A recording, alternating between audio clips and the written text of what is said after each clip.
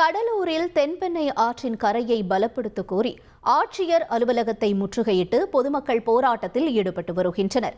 இதுகுறித்தான கூடுதல் தகவல்களை செய்தியாளர் தேவநாதன் வழங்க கேட்கலாம். தேவநாதன், வணக்கம். அங்கு இருக்கக்கூடிய மக்கள் வைக்கக்கூடிய கோரிக்கைகள் என்னென்னவாக இருக்கின்றன? முழு விவரங்கள் என்ன? கடந்த 1ஆம் தேதி தமிழக கரையை கடந்த பென்சல் புயல் காரணமாக கடலூர் மாவட்டத்தில் கனமழை பெய்தது. அதனைத் தொடர்ந்து தென்பெண்ணை ஆற்றில் ஏற்பட்ட வெள்ளப்பெருக்கு காரணமாக கடலூர் மாவட்டத்தின் பல்வேறு பகுதிகளும் கடுமையான பாதிப்புக்குள்ளானது. குறிப்பாக கிராம பகுதிகள் பெருமளவில் இந்த வெள்ளத்தில் பெரும் பாதிப்பை சந்தித்தது. கடலூர் அருகே உள்ள தாழங்குடா, உப்பளவாடி, கண்டக்காடு, ஞானமேடு, உச்சிமேடு, சுபோப்பளவாடி உள்ளிட்ட பல்வேறு பகுதிகளும் இதுல கடுமையான பாதிப்புக்குள்ளாயினர். இந்த நேரத்தில் தான் பார்த்தோம் அப்படின்னா இப்பகுதி மக்கள் 500க்கும் மேற்பட்டோர் கடலூர் மாவட்ட ஆட்சியர் அலுவலகத்துக்கு இன்று மனு கொடுக்க வந்தாங்க.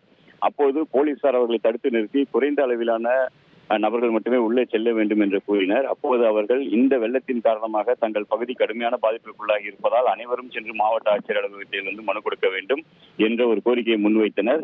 ஆனால் போலீசார் 10 பேரை மட்டுமே உள்ளே அனுமதிக்க முடியும் என்று கூறிய நிலையில அவர்களிடம் கடுமையான வாக்குவாதத்தில் ஈடுபட்டனர். அப்போது அவர்கள் தங்களது வீடுகள் கடுமையாக பாதிக்கப்பட்டுள்ளனர். தொடர்ந்து வருடம் தென்பெண்ணை இது போன்ற ஒரு பாதிப்பை சந்திக்கின்ற காரணத்தினால தென்பெண்ணை ஆற்றின் கரையை உயர்த்தி பலப்படுத்த வேண்டும் என்ற கோரிக்கையை முன்வைத்துதான் தாங்கள் வந்துள்ளதாகவும் அதன் காரணமாக தங்களை அனுமதிக்க வேண்டும் என்று கேட்டுக்கொண்டனர். இருந்தாலும் ஒவ்வொரு கிராமத்திலும் ஒருவர் என்ற விதத்தில் போலீசார் தற்போது அவர்களை மாவட்ட ஆட்சியரிடம் மனு கொடுக்க அனுமதித்துள்ளனர். இருந்தாலும் அவர்கள் தங்களது முக்கிய கோரிக்கையாக தென்பெண்ணை ஆற்றுடைய 2 கரைகளையும் முழுமையாக பலப்படுத்த வேண்டும், உயரப்படுத்த வேண்டும். எப்பொழுது வெள்ளம் வந்தாலும் அது நேரடியாக கடலுக்கு செல்லும் விதமாக அது இருக்க வேண்டும். தங்களது கிராம பகுதிகளை எந்த விதத்திலும் அது பாதிக்கப்படக்கூடாது என்ற கோரிக்கையை முன்வைத்து அவர்கள் தற்போது மனு அளித்துள்ளனர். முழு விவரங்களுக்கு நன்றி தேவநாதன்.